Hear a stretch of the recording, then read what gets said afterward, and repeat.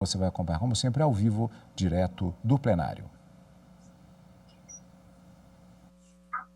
Podemos sentar? Os ministros estão reunidos na mesa em formato de vice-presidente Weber, ministra Carmen Lúcia, boa tarde, ministro Luiz Fux, ao centro da bancada. Ricardo Lewandowski, Luiz Roberto Barroso, ministro Luiz Edson Fachin, ministro Alexandre Moraes, ministro André Mendonça, aqui o ministro Dias Toffoli está no nosso painel. Muito boa tarde, nossa vice-procuradora-geral da República, doutora Lindora Maria Araújo. E nós vamos dar início à abertura da 11ª sessão ordinária do plenário do Supremo Tribunal Federal com a leitura da ata da sessão anterior. Ata da 10ª sessão ordinária do plenário do Supremo Tribunal Federal, realizada em 20 de abril de 2022. Presidência do senhor ministro Luiz Fux, presentes à sessão os senhores ministros Gilmar Mendes, Carmen Lilian Oliveira de Souza, assessora-chefe do plenário, está em pé à direita do ministro Luiz Fux, separados por uma divisória de acrílico. Ela tem pele clara, cabelos castanhos, levemente alourados nas pontas, abriu-se a sessão às 15h21. Usa toga preta por cima da blusa preta e branca. Não havendo nenhuma objeção, eu considero a ata aprovada.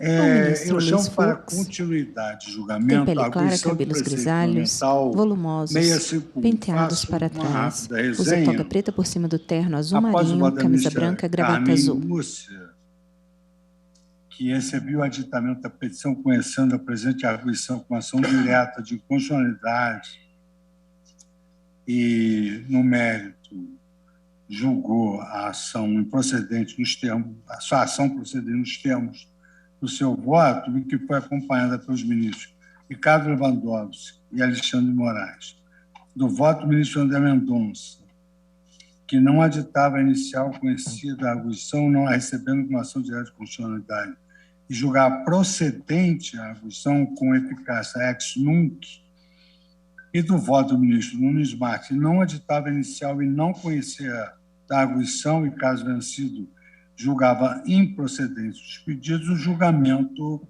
foi suspenso.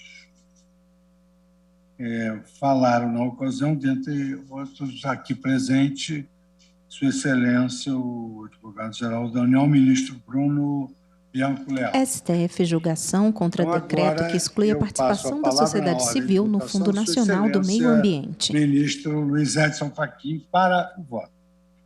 Muito obrigado, senhor presidente.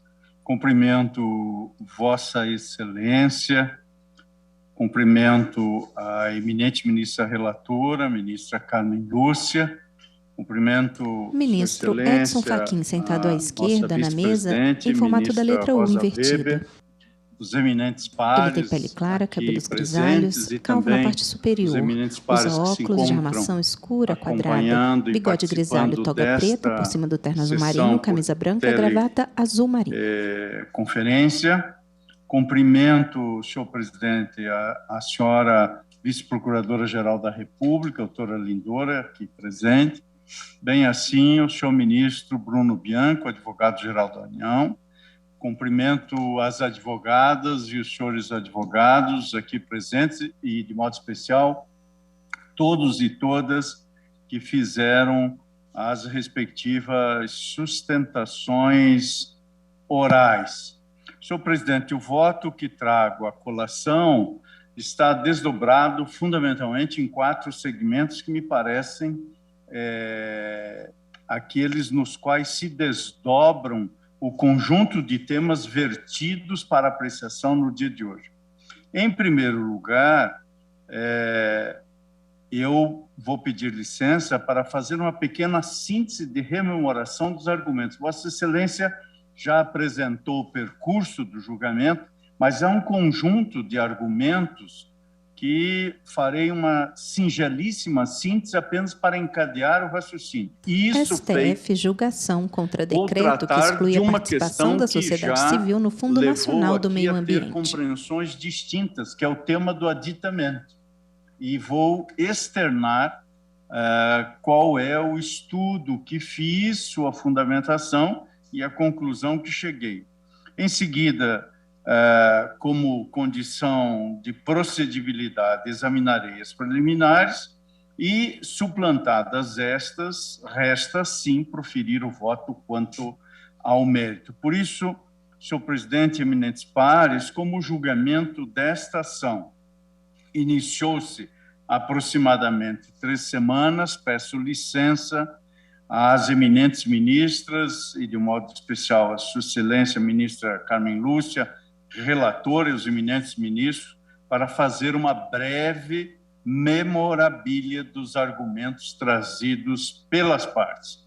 Como se sabe, estamos diante de arguição de descumprimento de preceito fundamental proposta pelo partido Rede Sustentabilidade, a fim de declarar a inconstitucionalidade do decreto 10.224, de 5 de fevereiro de 2020. Alguns desses dispositivos necessitamos tê-los bem presentes, porque é disso que efetivamente trata a matéria de fundo da arguição de descumprimento. Dentre eles, o artigo 1º, que define ter o Fundo Nacional do Meio Ambiente, natureza contábil e financeira, e se destina a apoiar projetos que obtiverem o uso racional e sustentável de recursos naturais, incluída a manutenção, a melhoria ou a recuperação da qualidade ambiental, com vistas a elevar a qualidade de vida da população brasileira. Esses recursos do fundo são constituídos, dispõe o artigo 2º, por dotações orçamentárias da União, doações, contribuições, valores e bens que venha a receber de pessoas físicas e jurídicas e rendimentos que venha a auferir, além de outros recursos destinados por lei. Este fundo é administrado nos termos do dispositivo que estou a citar pelo Ministério do Meio Ambiente e compete ao Conselho Deliberativo respectivo julgar os projetos com tais objetivos. Este Conselho, e este é um dispositivo relevante, segundo o artigo 5º, é composto, primeiro, pelo Ministro de Estado do Meio Ambiente, que o presidirá. Segundo, por representantes dos seguintes órgãos: Casa Civil da Presidência da República, Ministério da Economia, Ministério do Meio Ambiente, Instituto Brasileiro do Meio Ambiente e dos Recursos Renováveis e Instituto Chico Mendes de Conservação da Biodiversidade. Prossegue o conjunto de dispositivos, tomarei a liberdade de não ler ao teor integral. Nada obstante, estão todos reproduzidos no voto, inclusive os que tratam dos membros desse conselho, e apenas me fixo num dispositivo ainda mais, que é aquele que no artigo 10º prevê que os recursos do fundo destinados a apoio a projetos serão transferidos mediante contratos, convênios, termos de execução descentralizada, parceria, colaboração e fomento, acordos, ajustes ou instrumentos congêneres. E aí prossegue o dispositivo que ainda reproduzo no voto. Pois bem, esta foi a impugnação, digamos, original, propriamente dita, a primeira.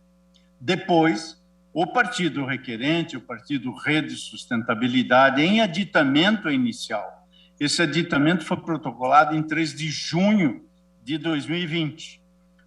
A rede, parte autora, incluiu o pedido de declaração de inconstitucionalidade e vem um conjunto de outros atos normativos. Decreto 10.239, também de 2020, que dispõe sobre o Conselho Nacional da Amazônia Legal, que alega a parte requerente excluir os governadores da região amazônica do colegiado. O artigo 1º do decreto 10.223, de 5 de fevereiro de 2020, que, entre inúmeros outros, revogou parcialmente o Decreto 6.527, de 1º de agosto de 2008, extinguindo o Comitê Orientador do Fundo Amazônia.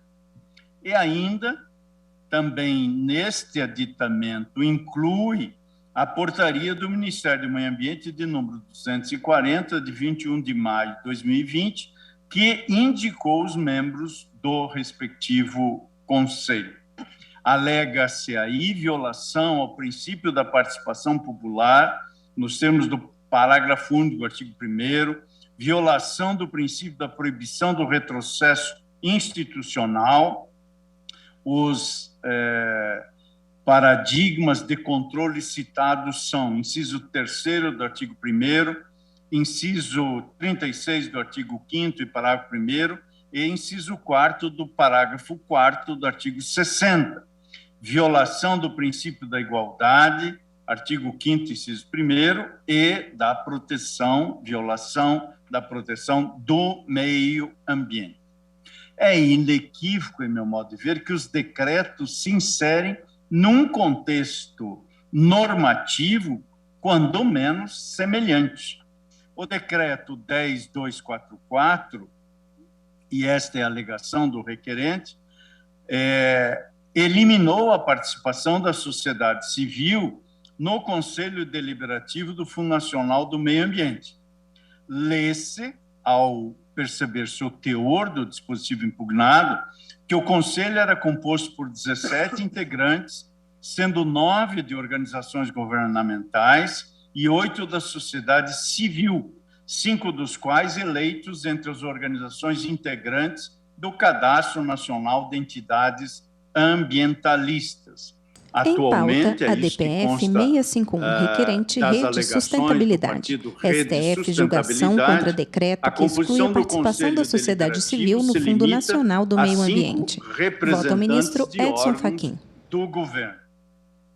E ainda de acordo com a parte requerente, o decreto 10.239 de 2020 retira da composição do Conselho Nacional da Amazônia Legal os governadores dos estados que compreendem, precisamente, a Amazônia Legal. Já o decreto 10.223, também de 2020, que dispõe sobre o Fundo Amazônia pelo BNDES, extingue o Comitê Orientador do Fundo, cuja atribuição era de zelar pela implementação de iniciativas do Fundo Amazônia Sustentável e do Plano de Ação para a Prevenção e Controle do Desmatamento na Amazônia Legal. Além de representantes do governo federal, o órgão era integrado pelos governadores partícipes, como já mencionei, da Amazônia Legal. Pois bem, verifico que no plano dos argumentos vem aos autos, e por isso, numa seara preliminar, antes do mérito e, portanto, nesse sentido, circunscrito ao conhecimento, o conjunto de argumentos da Advocacia Geral da União e também os argumentos que estão coligidos nos autos e manifestados pela Procuradoria-Geral da República, e que, em suma, sustentam que o decreto 10.224 foi editado com a finalidade de regulamentar a Lei 7.797, essa de 1989, cujo artigo 6º estabelece a competência conjunta da Presidência e do IBAMA para regulamentar este fundo. Assim, o que ali colho dos argumentos é a sustentação segundo a qual a ofensa, se houvesse, seria indireta. Além disso, a Procuradoria-Geral da República suscita a violação da subsidiariedade, porque se entendesse que o decreto teria natureza autônoma, deveria ser impugnado por meio de ação direta. Argumento esse, creio, inclusive repisado na sustentação oral aqui levado a efeito. Pois bem, da tribuna e posteriormente por memoriais complementares, a Advocacia Geral da União contestou também a possibilidade de aditamento. alegando que os novos pedidos estendem-se a decretos que não dizem respeito ao mesmo órgão e que, portanto, teriam fundamentos distintos. Além disso, o argumento que se adiciona é aquele segundo o qual os decretos que foram incluídos no pedido de aditamento seriam objeto de impugnação em outras ações de controle concentrado, a indicar que os argumentos poderiam ser nelas examinados. Ponto que também, creio, foi repisado da tribuna por ocasião da sustentação oral. Já no que diz respeito ao mérito, tanto a Presidência da República quanto a própria sustentação que vem aos autos da Advocacia Geral da União, portanto, e também, assim, naquilo que capto como substancial do argumento da Procuradoria-Geral da República, sustenta-se que o decreto é constitucional, porquanto os órgãos cuja composição resta impugnada foram criados, não por lei, mas por atos infralegais. Assim, a competência tanto para criar como para desfazer esses órgãos é o que está nesses argumentos, e espero ser fidedigno com a substância do argumento, a competência tanto para criar quanto para desconstituir esses órgãos é exclusiva, é o que eu colho do argumento, do Presidente da República nos termos da linha A, inciso 6º do artigo 84 da Constituição da República Federativa do Brasil. A Advocacia Geral da União destaca ainda que o Conselho Nacional da Amazônia Legal não diminuiu a importância de cada um dos entes federativos, segundo lê na previsão do inciso 2 do artigo 3º do Decreto 10.239, de 2000.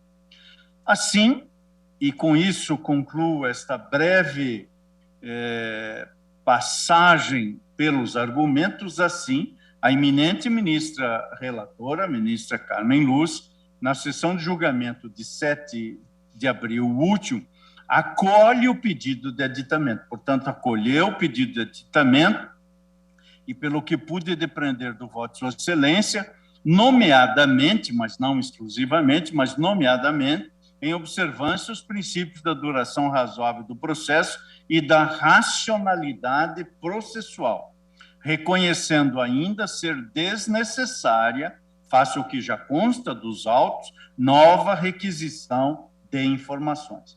E Sua Excelência, no mérito, votou pela procedência da ADPF. O voto foi, pelas anotações que tenho, e que o senhor presidente, ministro Luiz Fux, vem de mencionar precisamente a suma do julgamento até o momento nessa direção, o voto foi acompanhado integralmente pelos eminentes ministros Ricardo Lewandowski e Alexandre de Moraes, e em parte pelo eminente ministro André Mendonça, que não admitiu o aditamento. O eminente ministro Nunes Marques inaugura a divergência e vota pela improcedência da ação. Este é o que eu tinha, senhor presidente, senhoras ministras, senhores ministros, a rememorar para, a partir daqui, portanto, com o que a matéria demanda em termos de fundamentação, tratar do mérito propriamente dito. Sem embargo, como eu disse, parece-me, de fato, necessário cuidar do tema atinente ao aditamento antes de eventualmente avançar. No que diz respeito ao aditamento, reconheço que o aditamento foi feito posteriormente às informações da presidência e à manifestação da Advocacia Geral da União. Aliás, isto, obviamente, é um fato processual sequer negado. A questão é o juízo de valor sobre esse dado da realidade processual.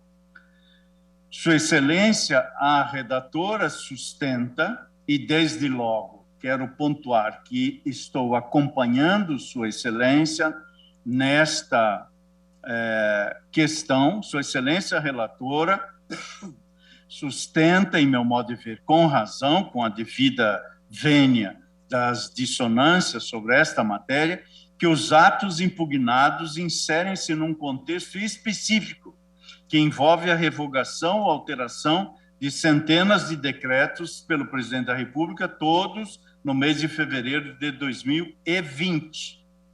É, em meu modo de ver, também razoável, do ponto de vista da racionalidade processual, compreender que os vícios que sejam comuns a esses atos normativos sejam impugnados realmente em momentos até mesmo distintos, porque sequer há tempo hábil para que o requerente ou qualquer interessado examine-os a todos de uma só vez. Apresente a DPF e lembremos-nos que estamos em sede de controle abstrato de constitucionalidade. Foi proposta em 10 de fevereiro, em face de um decreto do dia 5 da clemência, que é o decreto 10.224. O aditamento, por sua vez, abrange decreto que, embora tenha sido editado na mesma data, é induvidosamente complexo, porque prevê a revogação, e vou dar um número aproximado, de aproximadamente 300 atos normativos. 300 atos normativos. Já o decreto 10.239, também objeto do aditamento, foi editado logo em seguida, no dia 11, na verdade, no dia seguinte à propositura da demanda, um dia após o protocolo da ação. Também assento que não se pode desconhecer que há jurisprudência desse tribunal no sentido de restringir o cabimento do aditamento, a fim de propiciar a oportunidade à manifestação das autoridades que editaram o ato. No entanto, o presente caso é de normas que foram editadas em um mesmo contexto, qual seja o de medidas tendentes, e vou aqui utilizar o verbo contido naqueles documentos e atos, tendentes a desburocratizar a administração federal, como notoriamente, ou seja, expressamente, justificou a presidência da República. Caso haja, em meu modo de ver, um vício transversal a essa série de medidas, e entendo que é do que se cogita aqui, não me parece fazer sentido a imperiosidade de nova manifestação dos órgãos citados, seja pela incidência do princípio da razoável duração do processo, seja para permitir o controle de constitucionalidade exercido plenamente. Sendo evidente, segundo o meu juízo, que os mesmos argumentos utilizados para defender a constitucionalidade que foram empregados seriam empregados porque se trata, como disse, do mesmo conjunto de atos normativos portadores de um alegado, imputado vício transversal que permeia toda essa série de medidas. Por isso, quanto ao aditamento, e este é o primeiro ponto do voto, peço vênia às dissonâncias que já se manifestaram e as compreensões de sentido diverso para acompanhar a eminente ministra relatora e conheço do aditamento, senhor presidente. Quanto às preliminares, pois bem, aqui este tribunal consolidou o entendimento de que é possível o controle concentrado de decretos que gozem de densidade normativa. Tenho para mim que a alteração substancial do Conselho em pauta denota, registra e salienta essa densidade. Alegando-se, portanto, e aqui, como não estou examinando o mérito, estou dizendo que a alegação já contém esta densidade, alegando-se diante da supressão da participação da sociedade civil, porque a mudança é inequívoca, é um dado da realidade normativa alterada. Alega-se, e aí precisa essa corte, e é exatamente isso que nós estamos fazendo, examinar num juízo axiológico de índole constitucional se a alteração viola ou não a Constituição, mas há uma alegação de que viola. E, portanto, a alegação traduz uma densidade normativa nesses atos que remete à possibilidade do exame respectivo. E, para tanto, nem vou me alongar, deixo mais no voto, mas cito, entre outras, ação direta de inconstitucionalidade 3239, nesta direção, relatora para o acordo, eminente ministra Rosa Weber, o relator originário, ministro César Peluso, julgamento publicado em 1º de fevereiro de 2019, a DPF 622, também desse Tribunal Pleno, da relatoria do eminente ministro Luiz Roberto Barroso, julgado em 1º de março de 2021, julgamento publicado em 21 de maio de 2021. No caso de uma ação direta de inconstitucionalidade específica, 5543, cujo objeto envolvia a restrição de doação de sangue aos chamados grupos de risco. E por que eu estou citando isso? Porque lá tínhamos uma portaria, e esse debate lá também se colocou. E observemos que lá estamos diante de uma portaria, que estamos diante de um conjunto expressivo de decretos. Era a portaria 158, de 2016, do Ministério da Saúde, e de uma resolução da diretoria colegiada, número 34, de 2014, da Anvisa. Portanto, coerente com o que lá disse, e aqui estou agora a dizer, colho o que lá observei, no sentido de que essas normas regulamentares poderiam, como em meu modo de ver, constituir objeto de ações de controle. Não apenas pela sua natureza jurídica, o que seria um pouco reconhecidamente controverso, mas, sobretudo, porque a discussão da questão constitucional, como posta naquela ADI 5543, envolvia relevo. Na verdade, a discussão da questão constitucional ali posta adquiria relevo em face do núcleo mais íntimo do princípio constitucional da dignidade humana. STF, julgação contra decreto que exclui a participação da sociedade civil no Fundo Nacional do Meio Ambiente. Quem vota é o ministro Edson Fachin. Não me parece que a solução da controvérsia possa se dar simplesmente pelo contraste entre a norma impugnada e a legislação ordinária, que, em princípio, demandaria densificação. As opções assumidas pelo Poder Executivo levantam questões que adquirem relevância quando contrastadas com princípios constitucionais. E aqui, neste caso, com o que está na Constituição, que expressamente declara que o Estado brasileiro é um Estado democrático de direito, garantida a participação popular. E mais, com a devida vênia, formalmente não se trata de decreto autônomo que ensejaria a impugnação pela via da ação direta. Reconheço o argumento, mas não é a compreensão que chego. E ainda que assim não fosse, como propôs a eminente ministra relatora, poder-se até mesmo cogitar da fungibilidade incidente aqui, razão ou razões pelas quais acompanho Sua Excelência rejeitando as preliminares. E assim, senhor presidente, passo ao exame do mérito. Pois bem, para o exame do mérito, creio fundamental realçar o tema nuclear aqui, que diz respeito à composição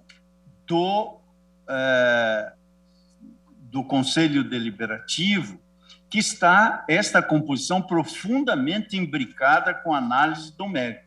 E por isso, feito o recorte que acabo de fazer e passando a análise quanto ao mérito, anoto que anteriormente à alteração, a composição era assim definida no Decreto 3524 de 2000, com a redação do Decreto 6985 de 2009.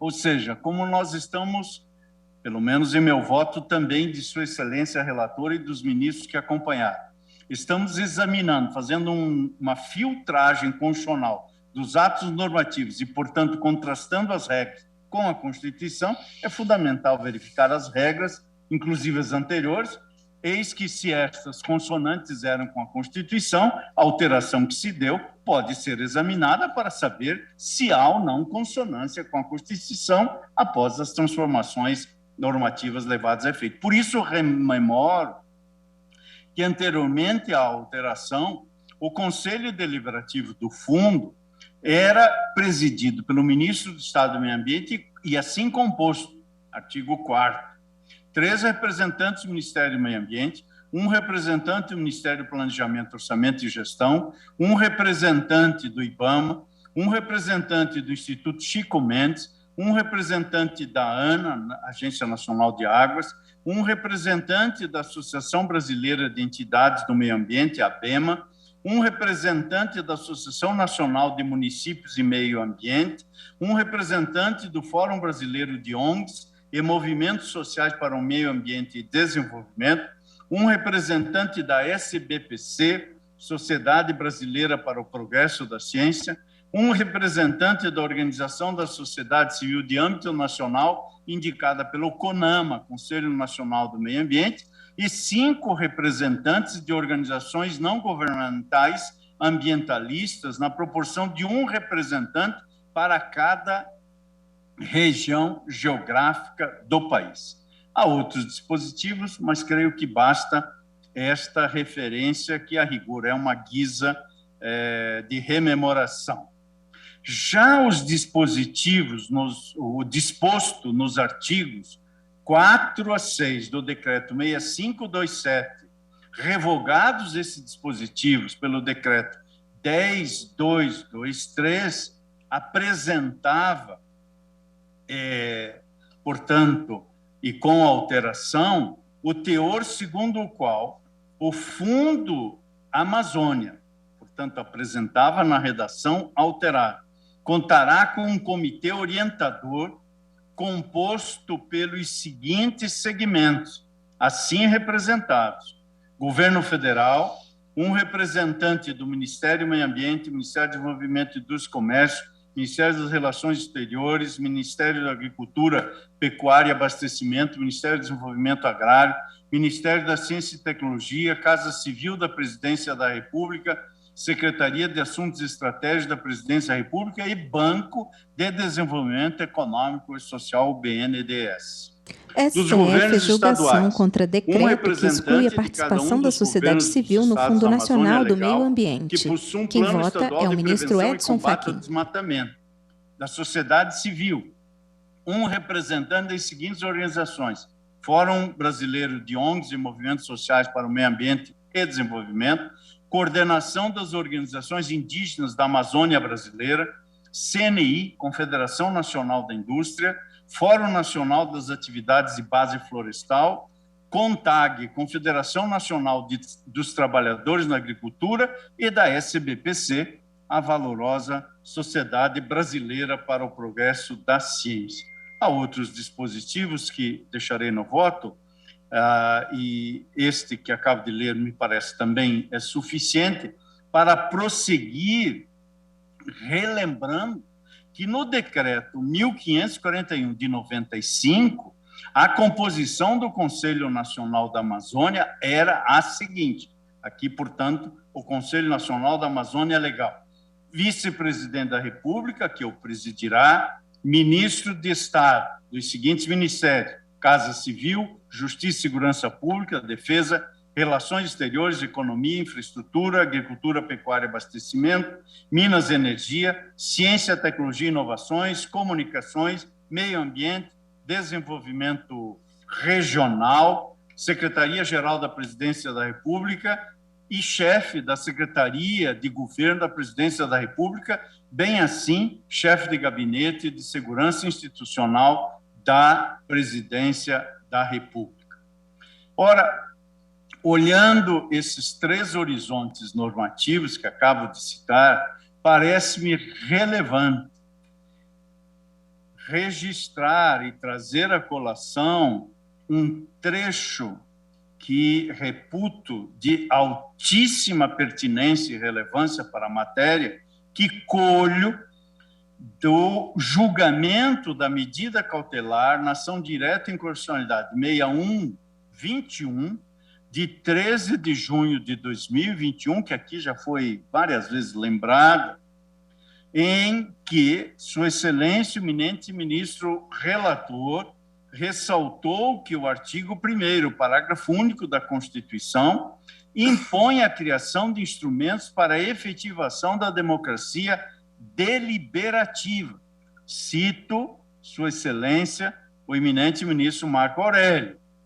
Abro aspas. Daí resumir a participação política dos cidadãos ao ato de votar é passo insuficiente ao fortalecimento da vitalidade prática da democracia, cujo adequado funcionamento pressupõe o controle crítico e fiscalizatório das decisões públicas pelos membros da sociedade. Povo que não a exerce não se autogoverna. Palavras do eminente ministro Marco Aurélio, que acrescentou: mas, longe de pretender negar o papel central exercido pelo processo popular de escolha de representantes, vale ter presente, na esteira de autores partidários da chamada democracia deliberativa, a impropriedade de reduzir-se a vida democrática à representação clássica de matriz oitocentista, devendo envolver também, e cita, trabalho, estudo sobre deliberação pública, constitucionalismo e cooperação, de autoria do professor Dr. Cláudio Pereira de Souza Neto, devendo também envolver a possibilidade efetiva de se deliberar publicamente sobre as questões a serem decididas. Este texto é referenciado na fonte, obra organizada pelo eminente ministro Luiz Roberto Barroso, denominada A Reconstrução Democrática do Direito Público Brasileiro. E prossegue o eminente ministro Marco Aurélio. A efetiva deliberação pública racionaliza e legitima as decisões tomadas no âmbito da gestão política da coisa pública. Para tanto, surge imprescindível a criação de condições a franquearem no debate público idêntica oportunidade a todos os cidadãos para influenciar e persuadir em contexto discursivo aberto, livre e igualitário. É o que Sua Excelência extrai do pensamento do autor que acabo de citar. E prossegue. A conclusão é linear. A igualdade de oportunidade de participação política revela-se condição conceitual empírica da democracia, sob a óptica tanto representativa quanto deliberativa. Como ideal a ser sempre buscado, consubstancia-se princípio de governo, apto a homenagear a capacidade e autonomia do cidadão em decidir ou julgar o que lhe parece melhor para a definição dos rumos da comunidade na qual inserido, requisito de legitimidade de qualquer sistema político fundado na liberdade. E diz mais Sua Excelência, considerada a democracia participativa, como observa Paulo Sérgio Novaes de Macedo, cidadão não é mero sinônimo de eleitor, mas de indivíduo participante, fiscalizador e controlador da atividade estatal, citando o estudo Democracia Participativa no Brasil, publicado na renomada Revista de Informação Legislativa. Tais preocupações, diz Sua Excelência, o então relator, não passaram desapercebidas pelos integrantes da Assembleia Nacional Constituinte, cuja carta, produzida em meio a ricos e intensos debates, foi adequadamente chamada de cidadã. Estatuto do Homem, da Liberdade e da Democracia, nas palavras de Ulisses Guimarães. O diploma maior expressa o reencontro da nação com o Estado democrático de direito após longos regimes de exceção, nas palavras do eminente ministro Marco Aurélio, que acresceu, não por acaso, reverberando a definição clássica do regime democrático como governo do povo, pelo povo e para o povo, a redação do parágrafo único do artigo 1º não abre margem para dúvidas. Todo o poder emana do povo, que o exerce por meio de seus representantes eleitos, ou diretamente nos termos desta Constituição. Por isso, Sua Excelência cresceu. Por instrumentos da democracia participativa, compreende-se mais do que a corriqueira referência aos projetos de lei de iniciativa popular e aos institutos de referendo e do plebiscito, versados nos artigos 14, incisos 1 e 2, 49, inciso 5º, inciso ainda 14, inciso 3 e 61, parágrafo 2º da Constituição Federal. Traduzem-se em toda e qualquer forma legal de controle pela sociedade dos atos da administração considerada a influência da atuação popular na formação das decisões políticas e na gestão da coisa pública, fornecendo-lhes a necessária legitimidade democrática. Ao consagrar, junto aos mecanismos representativos, o princípio da participação direta na gestão pública, o texto constitucional, no que dotado de inequívoca força normativa, promoveu a emergência de diversos institutos alusivos à gestão ou fiscalização de políticas públicas. E Sua Excelência cita extenso rol de preceitos, nos quais é mencionada participação da comunidade, participação da população por meio de organizações representativas na formulação das políticas e no controle de ações em todos os níveis. Me escuso da leitura, são diversos dispositivos e citações em tudo e por tudo pertinente. E diz ainda mais Sua Excelência, o então relator, ministro Marco Aurélio, em sede doutrinária, nas palavras conhecidas de Sua Excelência, vale trazer à balha a lição de Nid Rocha, em trecho oportunamente denominado a Constituição Cidadã e a institucionalização dos espaços de participação social. E o voto de Sua Excelência cita, no tocante à democracia participativa, a Carta de 88 estabelece os conselhos gestores de políticas públicas nos níveis municipal, estadual e federal, com representação do Estado e da sociedade civil, indicando que as gestões das políticas de seguridade social, da educação e da criança e do adolescente deveriam ter caráter democrático e descentralizado. Importante é ressaltar que o dispositivo de emendas populares foi também utilizado nos processos de elaboração das constituições estaduais e das leis orgânicas dos municípios brasileiros, resultando na criação de conselhos municipais de gestão e controle de políticas públicas com a participação de atores governamentais e não governamentais. A inscrição de espaços de participação da sociedade no arranjo constitucional das políticas sociais brasileiras apostou no potencial das novas institucionalidades em mudar a cultura política do país, introduzindo novos valores democráticos e maior transparência e controle social na atuação do Estado no tocante às políticas sociais, é o que escreve o autor na obra organizada por Flávio Tonelli Vaz, A Constituição Cidadã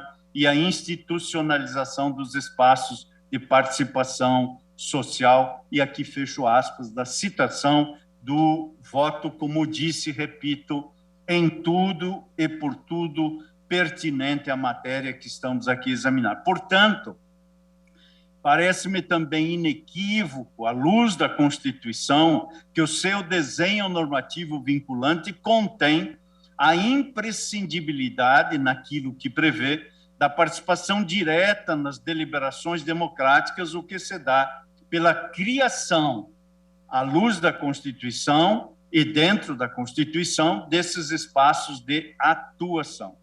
Por isso, quando do julgamento da medida cautelar na DPF 878, sobre o Programa Nacional de Apoio à Cultura, pela informação que tem, o julgamento ainda não concluído, esse da ADPF 878, procedia à revisão de uma dimensão especial da jurisprudência, relembrando, além da medida cautelar, na já citada ADI 6121, o julgamento do agravo regimental na reclamação 36688, em que expressei meu posicionamento sobre a matéria de fundo, elaborando o conteúdo das obrigações decorrentes do princípio democrático na Constituição da República.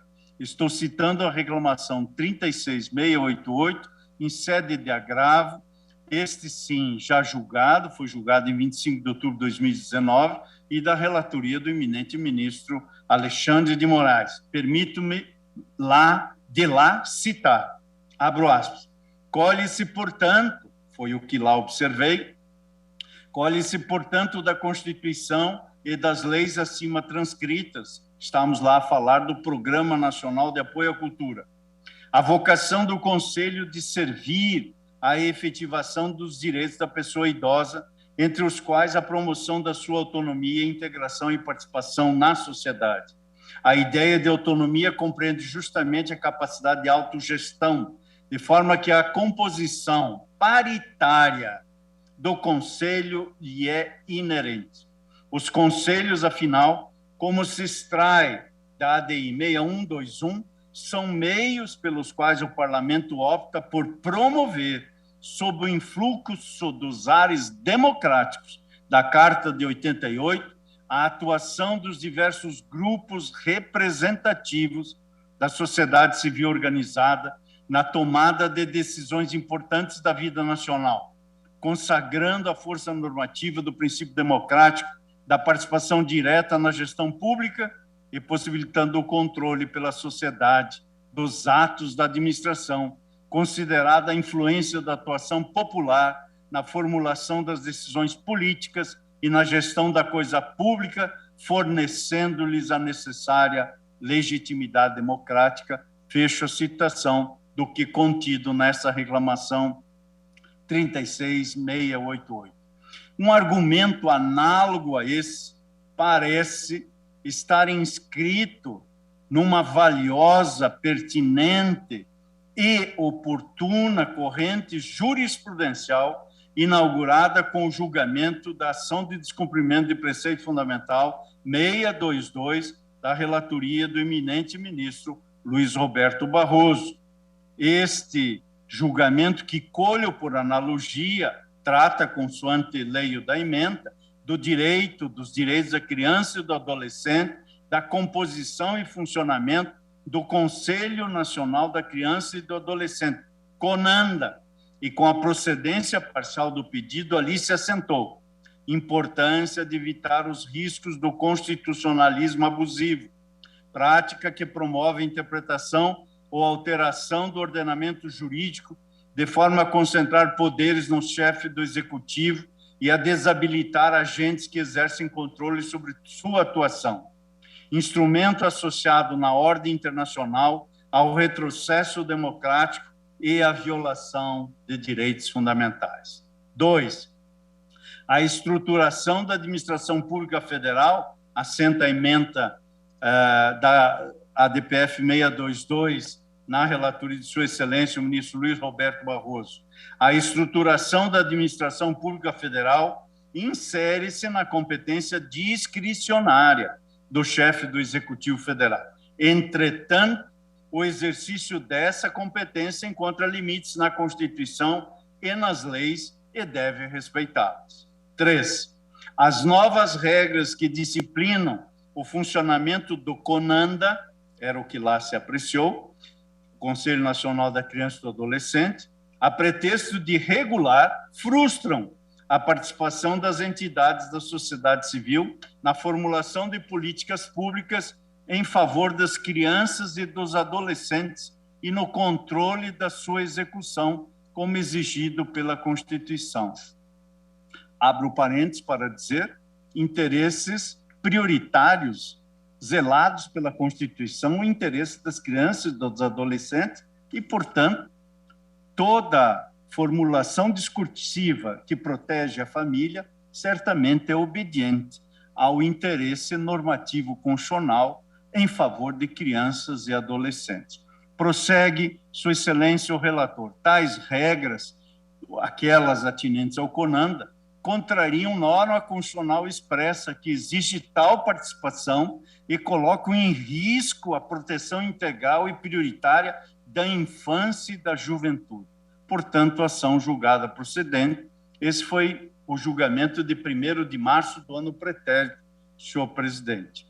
Esse estado da arte dos julgamentos que menciono nesse Supremo Tribunal Federal, em meu modo de ver, denota que o princípio democrático, inequivocamente, informa a Constituição e, de saída, não apenas no seu preâmbulo, mas no parágrafo único do artigo 1º, demandando a participação direta da sociedade civil nas inúmeras questões que lhe concernem: proteção aos idosos, proteção às crianças, proteção à cultura.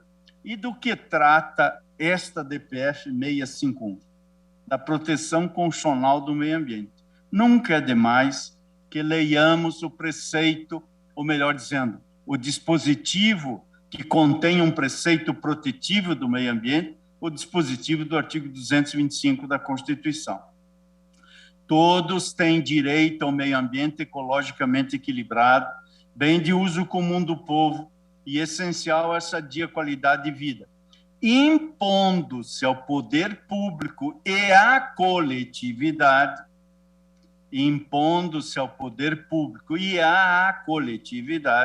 o dever de defendê-lo e preservá-lo para as presentes e futuras gerações. Fecho aspas.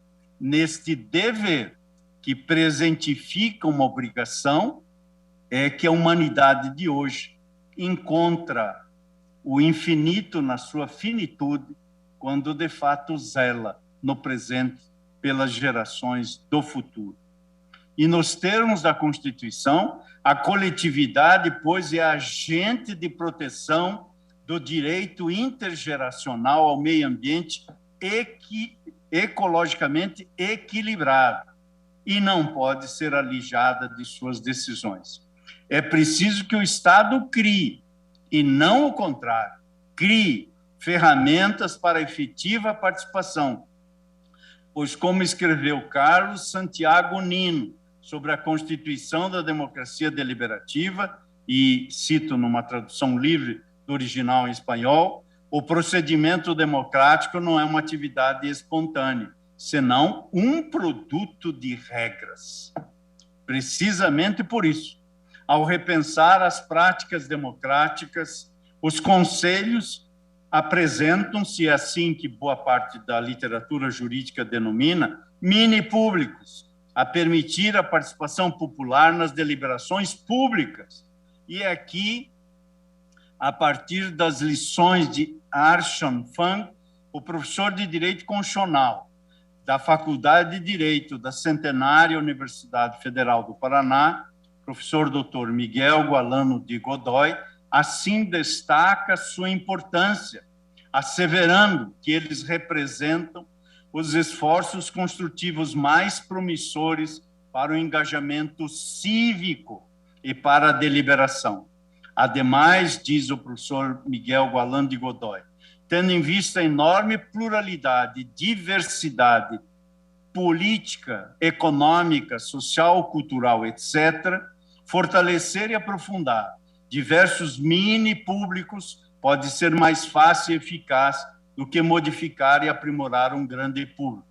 Até mesmo para se repensar novos arranjos institucionais que incentivem e promovam a participação pública deliberativa maior e mais efetiva, é útil saber como funciona a deliberação em âmbitos menores, mais restritos e específicos. E acrescenta nessa sua importante obra sobre a democracia deliberativa a partir de Carlos Santiago Nino e de Roberto Gargarella, ilustre professor de teoria e de direito constitucional, de teoria do direito da Argentina, que já teve em nosso tribunal, a meu convite, numa atividade acadêmica que realizamos com os nossos assessores, o professor Roberto Gargarella, à luz dos ensinamentos de Carlos Santiago Nino e Roberto Gargarella, que conclui o professor Miguel Gualano de Godoy. Os mini-públicos contribuem, assim, para o projeto democrático, para o revigoramento da esfera pública, modelando o ideal que se quer alcançar e aprimorando a qualidade da participação e deliberações públicas. Por isso, em pauta, a DPF 651 STF julgação contra o decreto que exclui a participação da sociedade civil no Fundo Nacional do Meio Ambiente. Vota o ministro Edson Fachin. E as condições materiais para sua efetiva participação, sendo que eventual desequilíbrio pode ser arrostado por meio de ações afirmativas. E a fundamentalidade do direito ao meio ambiente equilibrado impõe a participação popular como princípio. Até porque, no âmbito dos compromissos internacionais, como, aliás, percebi ressaltado, de modo especial no voto da eminente ministra relatora, essa participação consta de um compromisso assumido pelo Brasil, no princípio 10 da Declaração do Rio de Janeiro sobre Meio Ambiente e Desenvolvimento, de junho de 1992. Não vou citar por inteiro, mas a parte que me permito reiterar é aquela que acentua, abro aspas, o melhor modo de tratar as questões ambientais, diz o compromisso que o Brasil assinou, o melhor modo de tratar as questões ambientais é com a participação de todos os cidadãos interessados em vários níveis. No plano nacional, toda pessoa deverá ter acesso adequado à informação sobre o ambiente de que dispõem as autoridades públicas, incluída a informação sobre os materiais e as atividades que oferecem perigo às suas comunidades, assim como a oportunidade de participar dos processos de adoção de decisões. Os estados, e reitero, nesse compromisso assinado pelo Brasil, e compromissos são deveres que vinculam os que se comprometem a respeitar, os estados deverão facilitar e fomentar a sensibilização e a participação do público, colocando a informação à disposição de todos. Deverá ser proporcionado acesso efetivo aos procedimentos judiciais e administrativos, entre os quais o ressarcimento de danos e recursos pertinentes. Fecho aspas. Pois bem, sendo esse o desenho constitucional, tenho para mim que é inconstitucional qualquer retrocesso a esse desenho normativo constitucional vinculante. Portanto, não há nem tempo, em face das gerações futuras, e nem espaço normativo, em face da Constituição, para retrocesso. O princípio da proibição de retrocesso é definido nos termos da jurisprudência deste tribunal de modo inexcedível pelo eminente ministro Celso de Mello, no julgamento em sede de agravo do recurso ordinário 639-337. Disse Sua Excelência, nosso eminente ministro Celso de Mello, ao tratar da proibição do retrocesso social como obstáculo constitucional à frustração e ao inadimplemento pelo poder público de direitos prestacionais. Disse o eminente ministro Celso de Mello, o princípio da proibição do retrocesso impede, em tema de direitos fundamentais de caráter social, que sejam desconstituídas as conquistas já alcançadas pelo cidadão ou pela formação social em que ele vive. A cláusula que veda o retrocesso em matéria de direitos a prestações positivas do Estado, como o direito à educação, o direito à saúde, o direito à segurança pública, por exemplo, traduz no processo de efetivação desses direitos fundamentais individuais ou coletivos obstáculo a que os níveis de concretização de tais prerrogativas, uma vez atingidos, venham a ser ulteriormente reduzidos ou suprimidos pelo Estado, julgamento de 28 de agosto de 2011, perante a segunda turma desse tribunal. Concluo, senhor presidente. Considerando a fundamentalidade do direito ao meio ambiente, o próprio direito, a necessidade de participação da sociedade no controle e na tomada de decisões deve ser preservado. Por isso, com toda a vênia da divergência, compreendo que a nova composição do Conselho Deliberativo do Fundo Nacional do Meio Ambiente, retirando a participação da sociedade civil, viola o parágrafo único do artigo 1º e o artigo 225 da Constituição.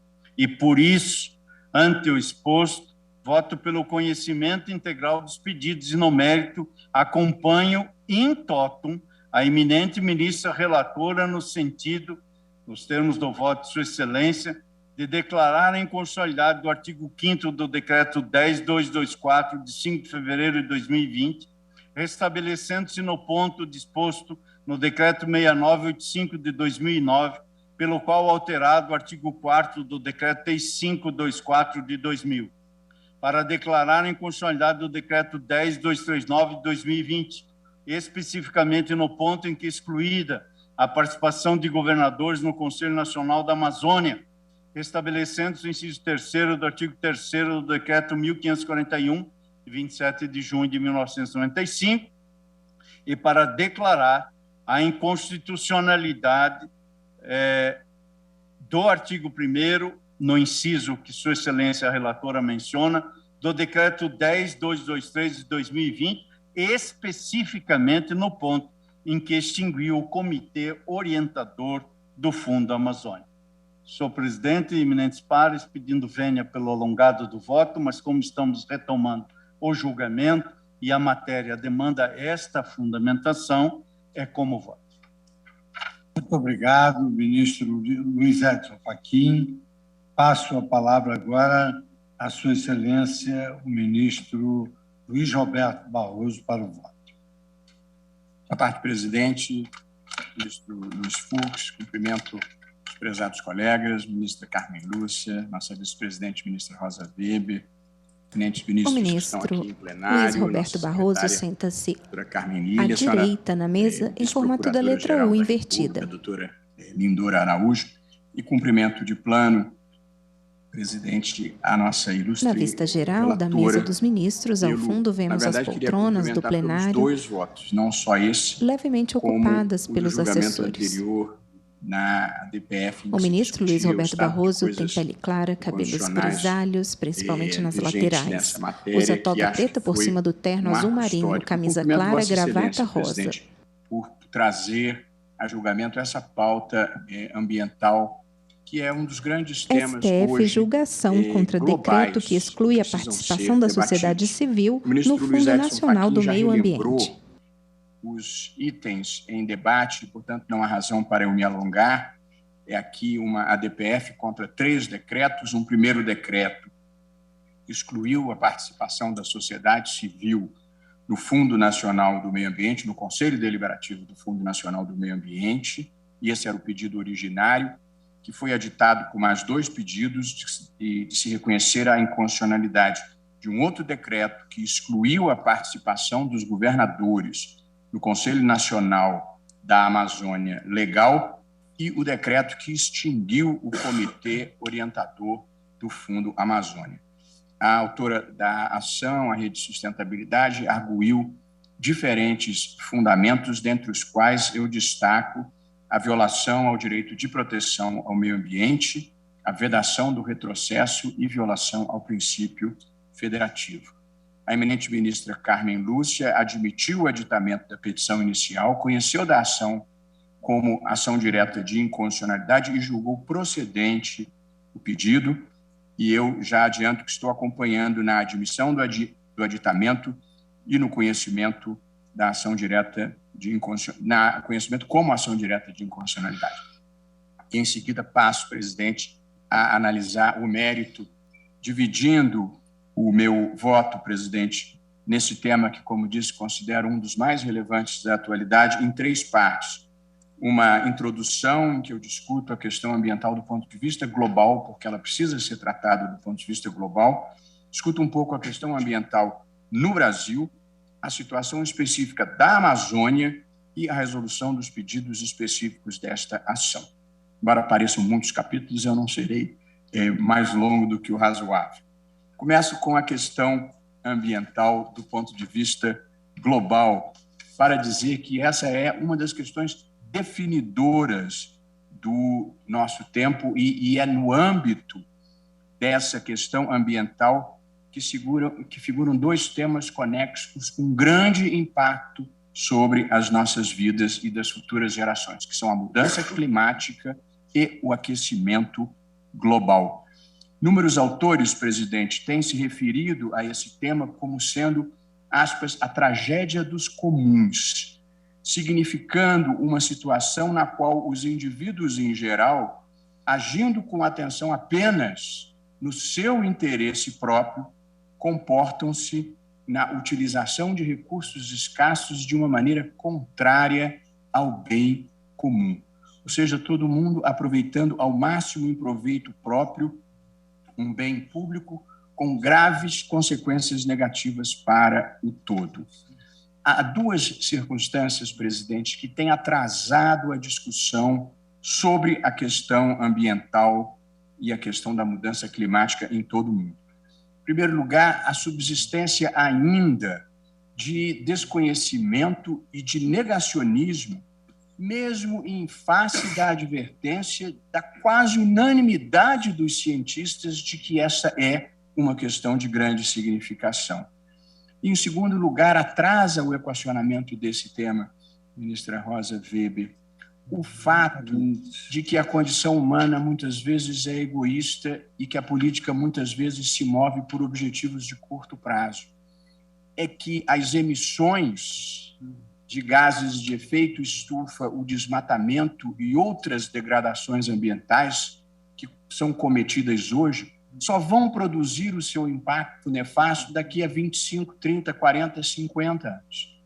E por esta razão, governos e empresas adiam repetidamente as soluções que são urgentes desde agora. O grande conceito nessa matéria continua a ser o de desenvolvimento sustentável, de longa data, entendido como aquele que atende às necessidades das gerações do presente, sem comprometer as possibilidades das gerações futuras de atenderem às suas próprias necessidades. E aqui eu registro, até porque o nosso presidente tem feito questão, e com muita felicidade, de fazer conexão dos casos que nós julgamos aqui com os Objetivos de Desenvolvimento Sustentável do Milênio, que um desses objetivos, aprovados pela ONU em 2015, é precisamente o da ação contra a mudança global do clima. E nós estamos falando aqui, presidente, quando falamos em desenvolvimento sustentável, de um conceito que é um pouco negligenciado, mas eu considero vital nessa matéria, que é o de justiça intergeracional.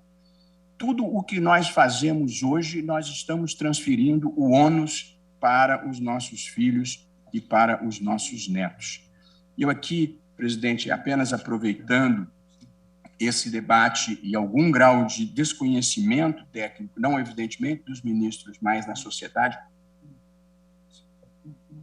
faço uma brevíssima anotação para explicar o que é o aquecimento global e por que ele é dramático para a vida mundial. O aquecimento global ele está associado ao que se chama de efeito estufa, que pode ser assim descrito. A energia solar, ela alcança a atmosfera da Terra e ela é refletida de volta para o espaço. Parte dessa energia, no entanto, fica retida na atmosfera, porque existe na atmosfera gases de efeito estufa, como o dióxido de carbono, que existem naturalmente na atmosfera, o dióxido de carbono. E, portanto, este é um fenômeno natural e necessário. a retenção de calor pelos gases de efeito estufa para que a temperatura da Terra seja suportável e compatível com a vida humana. O que tem acontecido desde a Revolução Industrial para cá, crescentemente, é que a queima de combustíveis fósseis, sobretudo carvão, petróleo e gás natural, mas também agricultura, pecuária e desmatamento, todas essas atividades têm aumentado a quantidade de gases de efeito estufa na atmosfera. E, portanto, há uma retenção de calor muito mais intensa do que seria desejável. E é isso que provoca o aquecimento global. Portanto, existem na atmosfera gases de efeito estufa que retêm parte do calor da energia solar, que é remetida de volta para o espaço, mas a queima de combustíveis fósseis aumentou a quantidade desses gases e, portanto, aumentou a retenção de calor. E isso não é irrelevante nem indiferente, porque as consequências desse aumento, desse aquecimento global, são sentidas em diferentes partes do mundo, não só com o aumento da temperatura, mas também aquecimento dos oceanos, derretimento das calotas polares, retração das geleiras, perda da cobertura de neve no hemisfério norte e, com grande impacto sobre as nossas vidas no Brasil, elevação progressiva do nível do mar, além da extinção de espécies e o número crescente de situações climáticas extremas, como furacões, enchentes e ondas de calor. Portanto, esse é um fenômeno global e a grande dificuldade nessa matéria tem sido a demanda por soluções globais que exigem o acordo dos diferentes países. As Nações Unidas, desde o grande encontro que ocorreu aqui no Rio de Janeiro em 1992, aqui no Rio de Janeiro não, lá no Rio de Janeiro, em 1992, aprovou tratados e convenções especialmente importantes, das quais eu destaco 3. A Convenção Quadro, o Protocolo de Quioto e o Acordo de Paris. Em pauta, DPF 651, STF julgação contra decreto que exclui a participação da sociedade civil no Fundo Nacional do Meio Ambiente. Voto o ministro Luiz Roberto Barroso. A Conferência das Nações Unidas sobre as mudanças climáticas. E ainda agora, no final do ano passado, tivemos a importantíssima COP26, não sendo desimportante assinalar que a COP25 de 2019 era para ter sido realizada no Brasil. E o Brasil abriu mão de realizá-la aqui, dizendo que custava muito dinheiro, e ela acabou sendo realizada em Madrid, na Espanha. E aqui é muito importante destacar que o protocolo de Quioto, ele previu para os países industrializados uma redução expressiva na emissão de gases de efeito estufa, mas não previu essa redução para os países em desenvolvimento.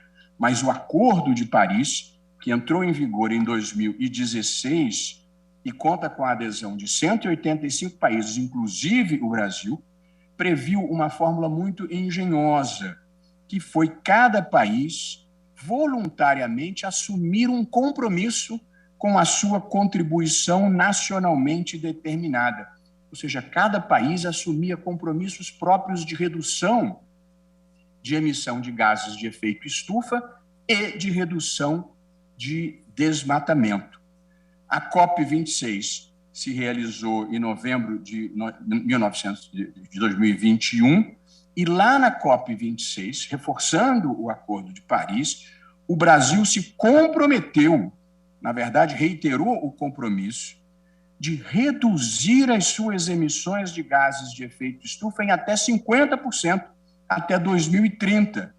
E comprometeu-se também, e muito importante para esta ação aqui relatada pela ministra Carmen Lúcia, por ambas as ações, na verdade, o Brasil se comprometeu a zerar o desmatamento ilegal até 2028, antes pelo Acordo de Paris era 2030 e pela COP26 até 2028, e a reflorestar 18 milhões de hectares de florestas até 2030. E aqui há um dado desalentador.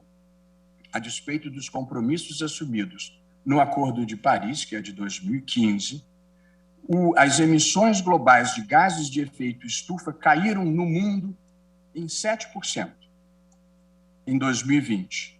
E no Brasil, elas cresceram, essas emissões, 9,5%, impulsionadas pelo desmatamento.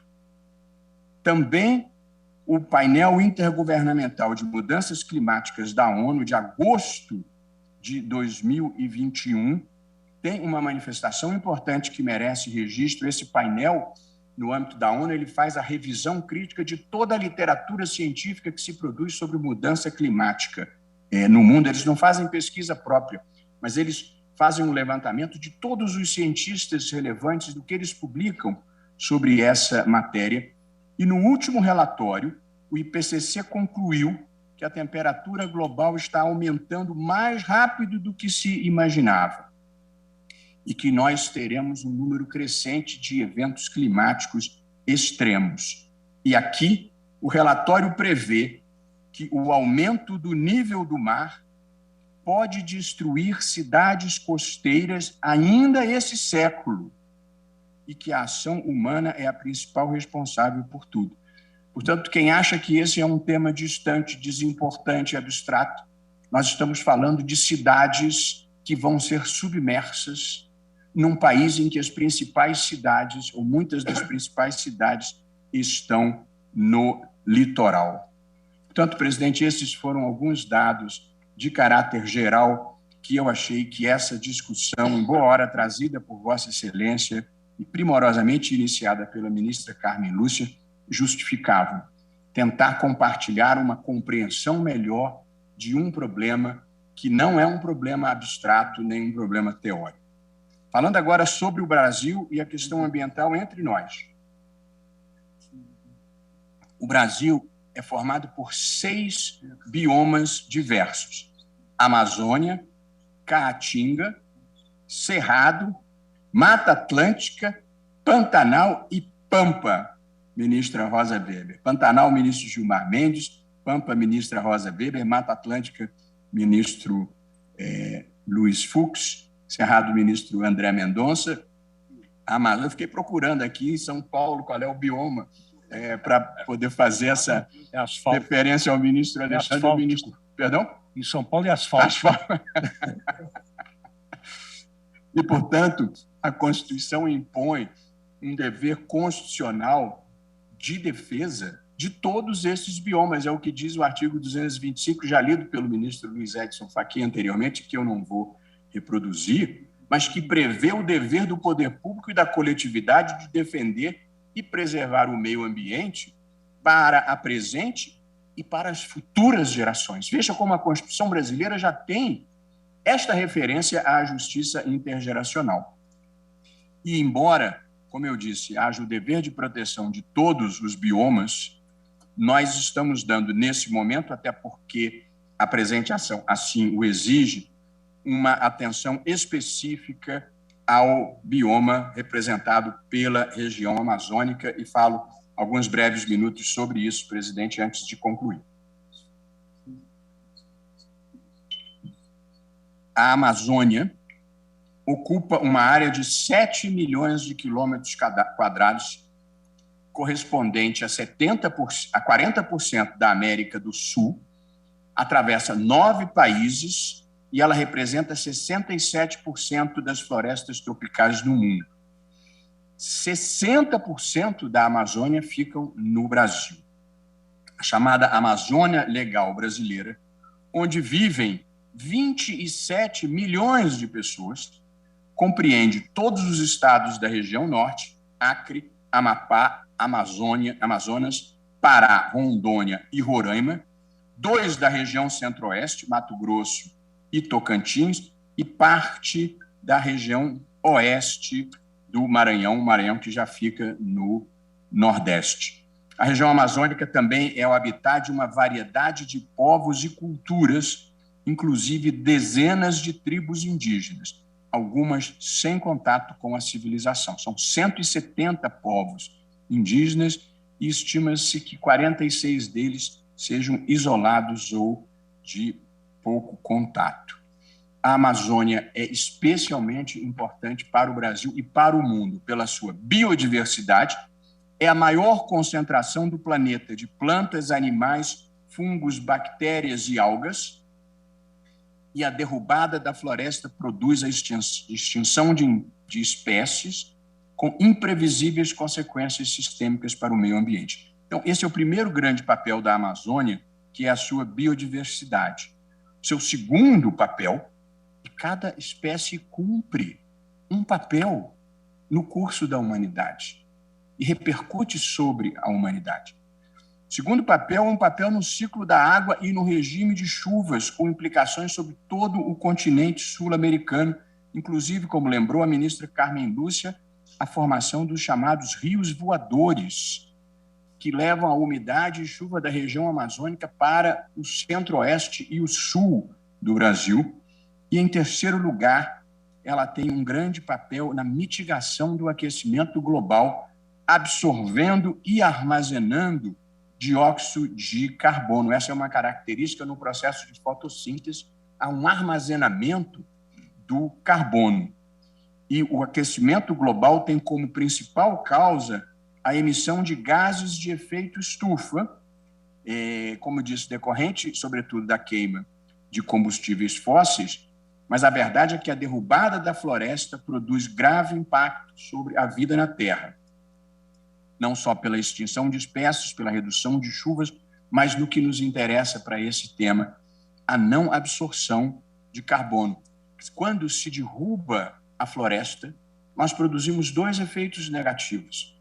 Ela deixa de armazenar o carbono e, uma vez destruída, ela libera na atmosfera o carbono que ela armazenava. Esse desmatamento tem vindo de uma maneira crescente no Brasil. Até os anos 60, ela permaneceu praticamente intocada. A partir dos anos 70, há um estímulo à desocupação, numa fase da história do Brasil e da humanidade em que havia pouca consciência ambiental e, portanto, o desmatamento era confundido com a ideia de progresso. Portanto, entre 1970 e 1990, 10% da floresta foram desmatados. E esse ritmo de desmatamento continuou progressivo até que, em 2004, ele chegou ao seu apogeu com 27.700 quilômetros quadrados, 27.700 quilômetros quadrados tendo sido desmatados. Como já registrado no voto da eminente relatora, entre 2004 e 2012, em razão do Plano de Prevenção e Controle do Desmatamento na Amazônia, se conseguiu uma redução de 80% no desmatamento, e em 2012 ele chegou a apenas, embora muito, 4.600 quilômetros quadrados. É importante esse número, porque nós estamos triplicando esse número de 2012 no momento atual. Portanto, entre 2004 e 2012, e penso que a ministra Carmen Lúcia falou isso no voto, o Brasil foi o país que mais contribuiu para a mitigação climática no mundo. A partir de 2013, no entanto, houve um relaxamento no cumprimento do PPCDAN, que era esse plano de prevenção e controle, e a partir de 2019, o aumento passou a ser exponencial. Em 2009, o desmatamento por corte raso chegou a 10.129 mil quilômetros quadrados, ou seja, mais do dobro do que se havia chegado em 2012. Aumentou, em 2020, houve novo aumento para 10.851, e em 2021, o desmatamento chegou a 13.235 quilômetros quadrados. Todos dados oficiais. Portanto, nós hoje temos, ministra Carmen Lúcia, um total de desflorestamento acumulado que já ultrapassa 800 mil quilômetros quadrados, aproximando-se de 20% da área original da Amazônia e mais do que 2 Alemanhas, ministro Gilmar. E os cientistas consideram que, se chegar a 40%, haverá um ponto de não retorno e de savanização da Amazônia, e alguns, com uma visão mais dura, dizem que esse tipping point é de 25%. As principais causas de desmatamento são a criação de pastagens para gado e os diversos crimes ambientais praticados na região, dentre os quais se incluem desmatamento, e a principal causa de desmatamento é a formação de pastagens para a criação de gado, é preciso não ocultar essa realidade, as queimadas, que permitem a rápida supressão da vegetação que não interessa, limpando a área para a pecuária e para a agricultura. Em terceiro lugar, a extração e comércio ilegal de madeira. 80% da madeira produzida no Brasil é ilegal. Quarto lugar, a mineração ilegal, que é a terceira causa de desmatamento, depois da pecuária e da extração de madeira, e a grilagem de terras. Esses são os crimes que contribuem para a devastação da Amazônia. Desmatamento, queimadas, extração e comércio ilegal de madeira, mineração ilegal e grilagem de terra. A dinâmica desse desmatamento, eu perdoa aqui, presidente, de estar percorrendo esses elementos, mas eu acho muito importante nós contribuirmos para conscientizar a sociedade do que está acontecendo. O desmatamento costuma seguir uma dinâmica constante. Primeiro, a extração ilegal de madeira nobre. Em seguida, a vegetação remanescente, que não tem valor econômico, taca-se fogo. Portanto, vem as queimadas. Em seguida, vem a ocupação por fazendeiros que plantam pastagem nessa área, e o passo seguinte dessa cadeia destrutiva é a tentativa de legalização da área pública que foi grilada. As consequências de um mundo sem a Amazônia são catastróficas para o planeta e para o Brasil. Além do incremento do aquecimento global, haverá redução drástica das chuvas, que, no caso brasileiro, são imprescindíveis para o agronegócio e para a geração de energia. E a escassez de água comprometerá a indústria e o abastecimento das populações e a vida nas cidades. E eu estou insistindo nisso para procurar demonstrar que o interesse é de todo mundo, do cidadão comum, dos industriais, dos que têm o agronegócio. Sem Amazônia, sem água, sem rios voadores, sem renovação do ciclo da água, sem as chuvas, não há como se dar sustentabilidade a essas atividades. Portanto, presidente, por óbvio que possa parecer, muita gente ainda não vê como relevante o enfrentamento da degradação ambiental e do desmatamento na Amazônia. Há muitas soluções, presidente. Eu gostaria de acelerar esse meu voto e concluir. Estamos entrando no intervalo.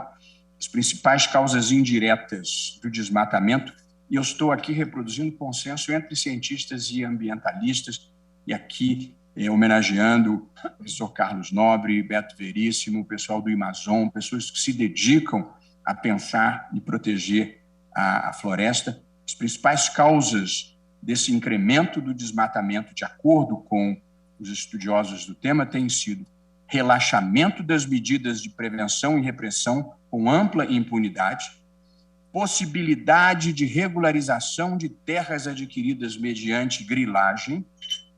Esse é um ponto que eu queria destacar. De tempos em tempos vem uma lei que permite a regularização das terras griladas. Isso funciona como um incentivo à continuidade dessa prática. E, em terceiro lugar, a falta de alternativas econômicas para os habitantes da região. E, portanto, os cientistas e os estudiosos do tema veem como soluções para esses problemas a retomada das ações de prevenção e repressão, com efetivo cumprimento da legislação, a proibição da regularização da grilagem. Há uma nova discussão sobre regularizar até um determinado período. Eu não vou entrar na discussão política da conveniência ou não de regularizar, mas se for para regularizar, tinha que ser aprovada uma emenda constitucional para dizer não pode mais, porque, do contrário, a cada 5, 10 anos vai vir uma nova lei para regularizar a grilagem e, portanto, continua um ciclo vicioso de incentivo à ocupação ilegal de terras públicas na Amazônia. Tanto ações de comando e soluções, ações de comando e controle, proibição da regularização da grilagem e a criação de uma bioeconomia da floresta. Se o mundo todo está preocupado com a Amazônia, nós precisávamos reunir as melhores cabeças brasileiras, dos ambientalistas, dos empresários, dos investidores, das populações interessadas locais e, evidentemente, sem nenhum sacrifício da soberania, pensar os melhores caminhos para uma bioeconomia da floresta totalmente sustentável que faça com que a floresta de pé valha mais para as pessoas que lá estão do que a floresta derrubada. Presidente, essas são as considerações gerais que quis fazer sobre a questão ambiental em geral e sobre a questão ambiental no Brasil, porque elas impactam diretamente a solução que estou propondo aqui para o caso concreto, e apenas faço uma reflexão a mais. Há uma pergunta, e ainda recentemente, numa importante revista semanal, um importante cientista político indagava por que o Supremo Tribunal Federal tem que se meter nessa questão. E acho que é muito importante ter essa interlocução com a sociedade e dar uma satisfação de por que nós temos que interferir nessa questão. Portanto, essa é uma questão puramente política, privativa do Poder Executivo, ou esta é uma questão de natureza constitucional que legitima a intervenção do Supremo Tribunal Federal? Ministro Barroso, claro, eu queria aproveitar esse pequeno detalhe só para fazer um esclarecimento público que é tão elementar para nós, mas que às vezes a população não sabe. Ministro A justiça, Luiz Fux. ela só se manifesta quando ela é provocada. Quer dizer, a jurisdição não é um ato que se possa exercer de ofício. Então, às vezes, a população se manifesta, mas por que o judiciário está inerte diante dessa situação? Porque o judiciário só pode se manifestar quando provocado para evitar que se alegue a sua perda de neutralidade, a sua perda de isenção, a sua eventual STF julgação contra o decreto que exclui a participação da sociedade civil no Fundo Nacional do Meio Ambiente. Obrigado, ministro-presidente, e eu estou de pleno acordo aqui. Trata-se de saber se essa é uma questão puramente política ou se essa é uma questão em que nós estamos vinculados ao direito, seja ao direito constitucional, seja à legislação, seja a tratados e acordos internacionais. E com toda a vênia de quem pensa de modo diferente, há uma evidente dimensão jurídica e constitucional desse problema que decorre do artigo 225 da Constituição, que estabelece o direito ao meio ambiente ecologicamente equilibrado. Porém, mais do que isso, a Constituição de 1988 não fala apenas como se fosse uma norma programática. O artigo 225, em seus diferentes incisos e parágrafos, impõe as condutas que o poder público precisa tomar. Portanto, não é uma norma vaga a ser integrada por uma deliberação política. É uma norma que já concretiza as obrigações do poder público em matéria de proteção ambiental. Há uma farta legislação ordinária em matéria ambiental e tratados internacionais, eu não vou me alongar. A ministra Carmen Lúcia menciona esses tratados especificamente nos seus votos, e aqui eu queria destacar que há acordos internacionais específicos, como o Acordo de Paris e como os compromissos assumidos pelo Brasil na COP26.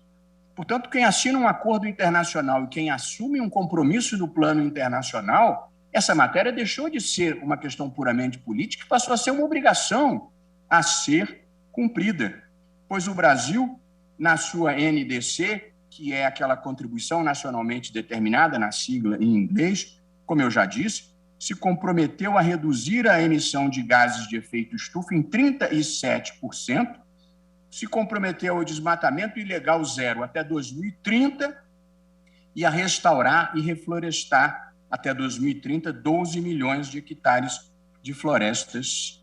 E o que tem acontecido é que o Brasil tem descumprido esses compromissos, na verdade, tem andado na direção oposta. Em vez de reduzir está aumentando as suas emissões de gases de efeito estufa e o seu desmatamento. Portanto, se o Estado brasileiro estivesse cumprindo a legislação e as suas obrigações internacionais, eu concordaria que o Poder Judiciário e o Supremo não devessem interferir. Mas, diante de um quadro de manifesto descumprimento da Constituição e dos acordos internacionais, qual é a opção que sobra para um tribunal constitucional, para um tribunal de justiça? E, com um detalhe dramático, é que a previsão oficial do INPA para 2022 é que o desmatamento será de 15.391 quilômetros quadrados. Portanto, nós estamos nos aproximando daquele recorde negativo de 2004 que havíamos conseguido superar. Portanto, onde haja descumprimento da Constituição, descumprimento de tratados internacionais, descumprimento da legislação, descumprimento de compromissos globalmente assumidos, justifica-se a intervenção judicial. E apenas ainda para esclarecimento de todos, quase todos os países do mundo estão vivendo ingerências do Poder Judiciário na questão ambiental, pela questão que eu apontei no início, é que os agentes políticos, muitas vezes, eles tomam as suas decisões, e faz parte da lógica política, por vezes, de curto prazo, voltados para as próximas eleições. E como o impacto dos comportamentos antiambientais só se produzem muito tempo depois, afetando as outras gerações, não há incentivos políticos suficientes. Portanto, muitas vezes, os congressos, os executivos, as maiorias políticas não têm o incentivo para a adoção das medidas necessárias. Por isso que é importante a intervenção do Judiciário.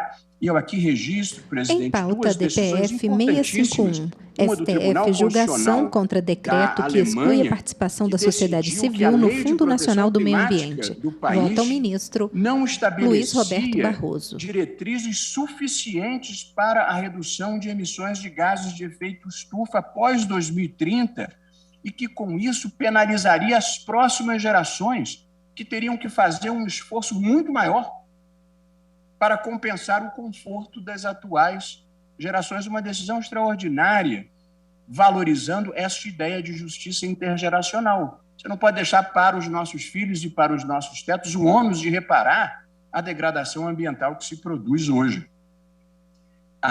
E um tribunal holandês ordenou que a Shell, uma empresa privada, reduzisse as suas emissões de CO2, de dióxido de carbono, em 45% até 2030, em relação aos níveis de 2019. A decisão é histórica, porque normalmente as metas de redução de emissões são impostas aos estados e não às empresas privadas. E aqui é um precedente muito importante e que possivelmente vai fazer uma jurisprudência mundial de um tribunal que impõe também às empresas privadas o ônus de participar desse esforço coletivo que é o enfrentamento do aquecimento global, presidente. Portanto, nesse caso específico, eu entendo que se deve enfrentar o tema da vedação do retrocesso e da erosão democrática. E aqui o ministro Fachin fez menção à minha decisão no caso Conanda, que eu agradeço, e eu aqui retomo a ideia que me parece própria, e, presidente, em seguida já caminho para o encerramento do meu voto. As democracias contemporâneas, elas são feitas de votos, direitos e razões. E, portanto, elas têm 3 dimensões.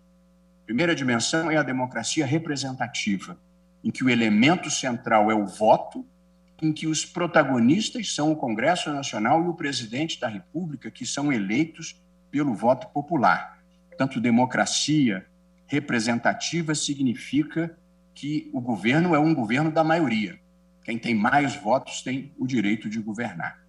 Segunda dimensão é a democracia constitucional, cujo elemento central são os direitos fundamentais e cujo protagonista é o Poder Judiciário, que tem o dever constitucional de proteger esses direitos fundamentais.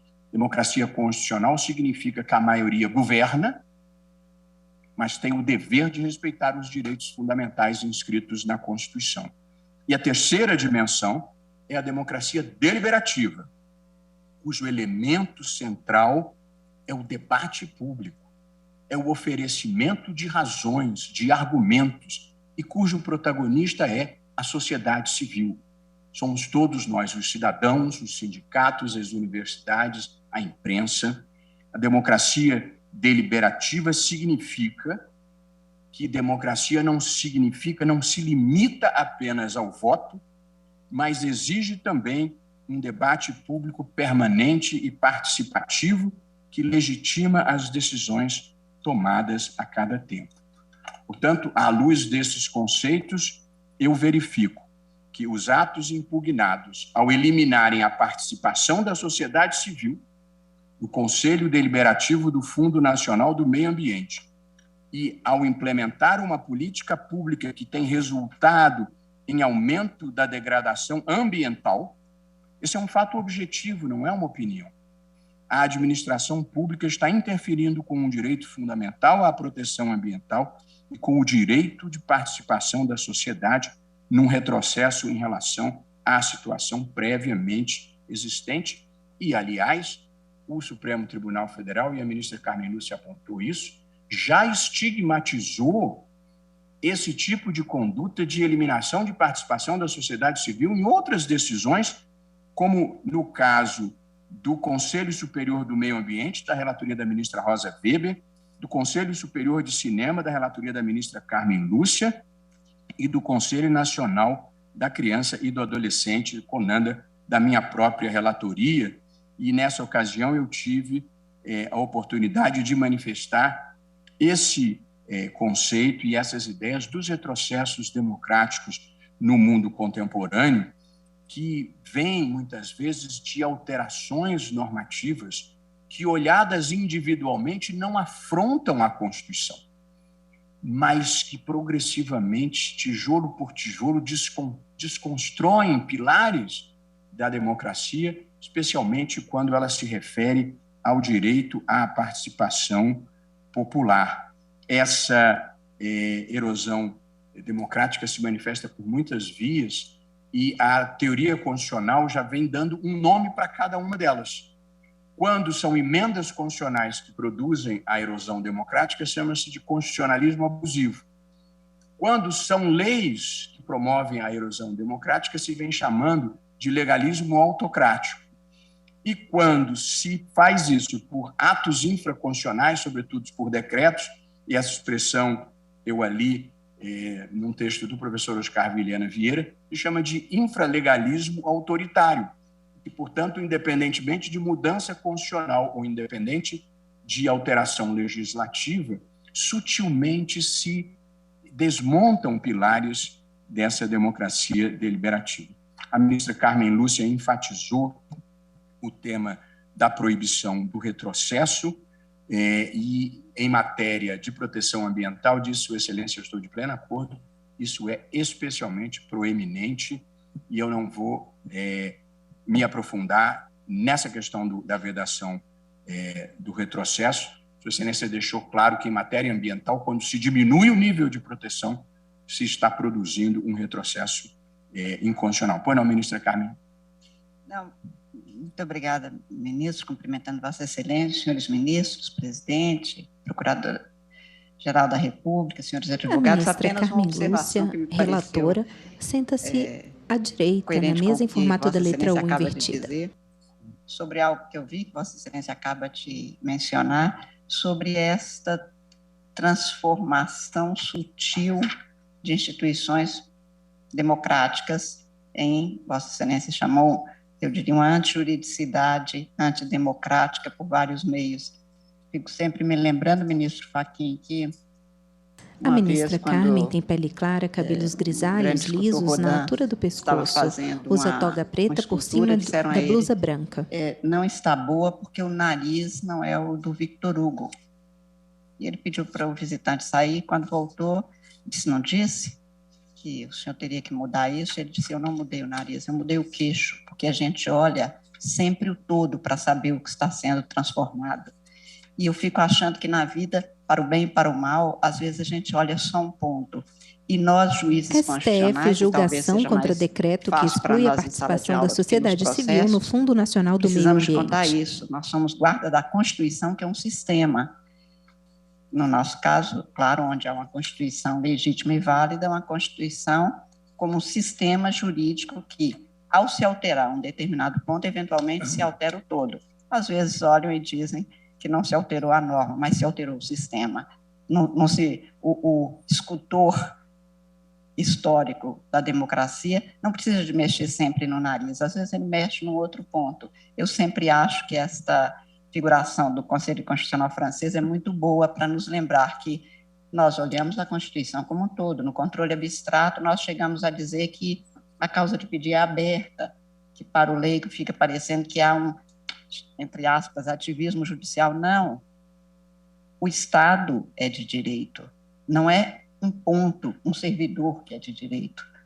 O sistema é de direito. Eu me lembrei apenas como observação e agradeço Vossa Excelência ter me propiciado a oportunidade de falar. Obrigada. Sempre um prazer ouvir Vossa Excelência.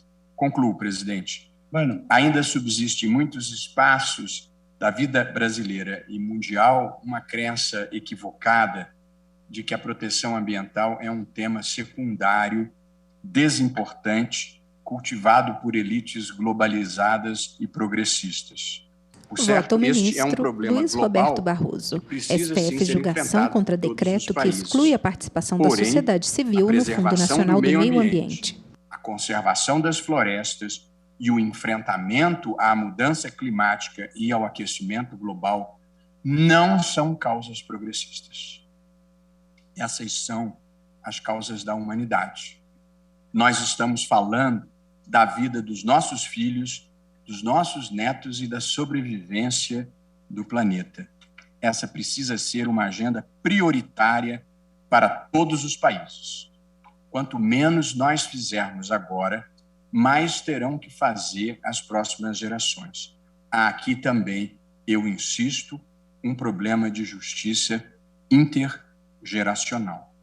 Eu concluo, presidente, portanto, acompanhando a ministra Carmen Lúcia, agradecendo a atenção dos eminentes colegas para o que me pareceu uma importante elaboração doutrinária e prática sobre a questão ambiental para compartilhar, eu diria, com a sociedade brasileira. E apenas porque tenho essa regra nos meus votos, presidente, eu estou acompanhando a relatora com as seguintes teses de julgamento do meu voto. É inconstitucional norma que, a pretexto de regulamentar, exclui a participação da sociedade civil no Conselho Deliberativo do Fundo Nacional de Meio Ambiente. 2. O princípio federativo assegura aos estados que compõem a Amazônia Legal o direito de representação no Conselho Nacional da Amazônia Legal. E 3. É inconstitucional a extinção pura e simples do Comitê Orientador do Fundo Amazônia, eliminando a participação de governadores e da sociedade civil no monitoramento das suas iniciativas. Muito obrigado, presidente, pela atenção.